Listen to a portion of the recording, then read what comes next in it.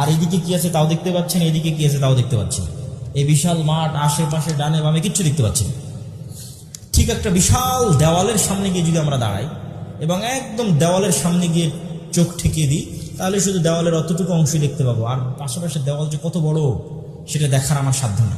তো বিজ্ঞানীরা বলতেছে আমরা যখন মহাকাশের দিকে তাকাই তখন থেকে বিশাল দেওয়ালের সামনে দাঁড়ালে যতটুকু অংশ দেখতে পাই, মহাকাশের অতটুকু অংশ আমরা দেখতে পাই কিনা সেটাও তারা নিশ্চিত না। কেননা তারা এই মহাকাশের কোনো পরিমাপ তারা দাঁড় করাতে পারেনি।